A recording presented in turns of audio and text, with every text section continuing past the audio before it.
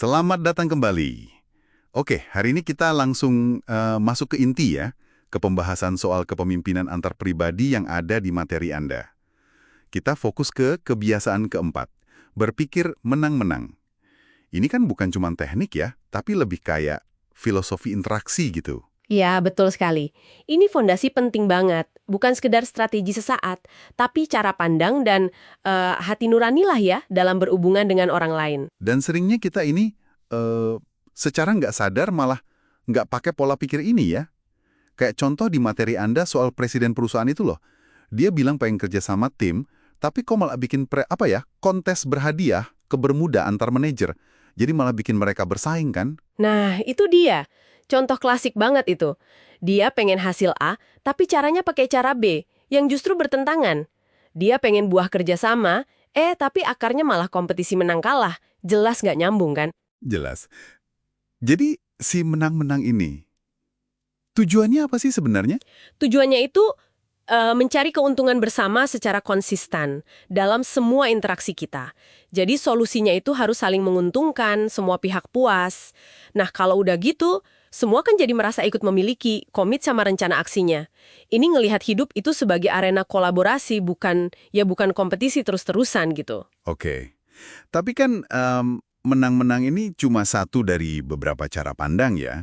Di materi Anda disebut ada 6 paradigma interaksi. Bisa dijelasin singkat? Bisa. Selain menang-menang yang ideal tadi, ada juga menang kalah. Ini yang paling umum mungkin ya, pendekatan otoriter lah. Pokoknya saya menang, kamu kalah. Sering banget akarnya dari, yaitu, perbandingan di keluarga atau sistem pendidikan atau kerja yang kompetitif banget. Terus ada kebalikannya ya, kalah menang. Betul, kalah menang ini kayaknya orang yang, people pleaser gitu. Ngalah terus demi diterima, demi menghindari konflik. Akibatnya, ya kurang berani nyampein keyakinan atau kebutuhan sendiri. Terus ada lagi. Ada kalah-kalah. Ini biasanya hasil kalau dua orang tipe menang kalah ketemu. Keras kepala dua-duanya, akhirnya ya dua-duanya rugi. Nggak ada yang menang. Terus ada menang. Ini mirip menang kalah tapi lebih parah. Dia nggak peduli orang lain kalah atau menang, yang penting dia dapat apa yang dia mau. Titik. Wah, egois banget ya. Iya. Dan yang terakhir, ini agak unik. Menang-menang atau tidak sama sekali. Atau no deal. Gimana tuh maksudnya no deal? Jadi kalau kita udah berusaha nih, tapi kok kayaknya nggak ketemu solusi yang benar-benar menang-menang buat semua pihak, ya udah, daripada dipaksain ada yang dirugikan, mending kita sepakat untuk nggak sepakat aja dulu. Nggak usah ada kesepakatan. Ini butuh kedewasaan loh. Oke. Tapi fokus utama kita tetap si menang-menang ini ya. Katanya ini keyakinan pada alternatif ketiga. Bukan cara saya, bukan cara Anda, tapi cara yang lebih baik. Susah nggak sih ini? Nggak gampang memang, butuh fondasi karakter yang kuat. Di materi Anda disebut ada 3 sifat penting. Pertama, integritas. Integritas ya? Maksudnya jujur aja gitu?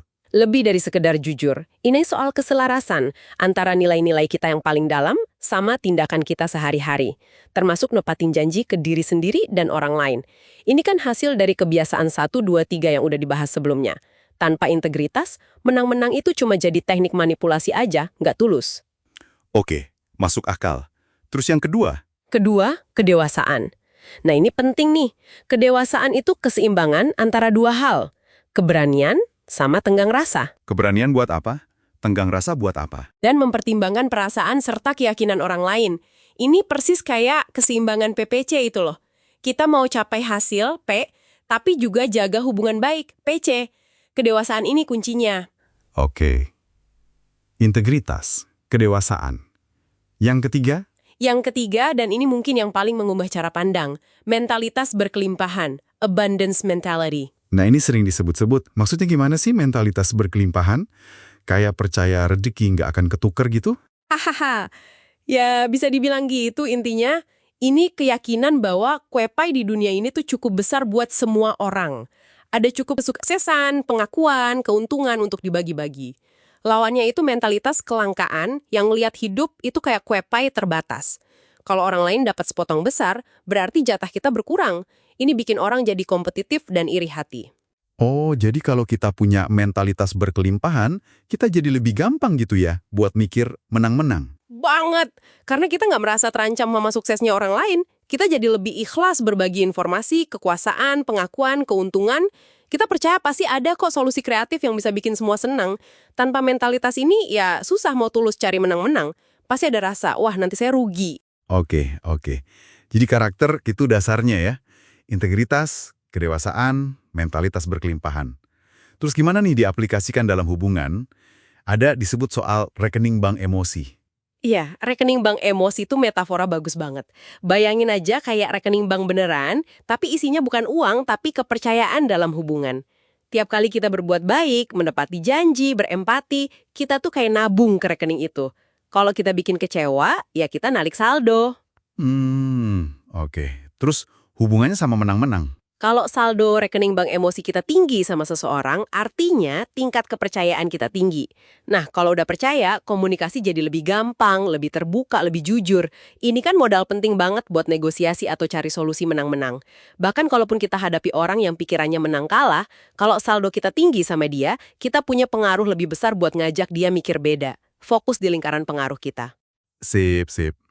Nah, dari hubungan yang kuat ini, kan bisa lahir kesepakatan menang-menang.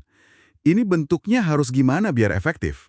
Apa cukup salaman aja? Wah, ya nggak cukup lah. Kesepakatan menang-menang yang efektif, apalagi di kerjaan ya, biasanya disebut kesepakatan kinerja.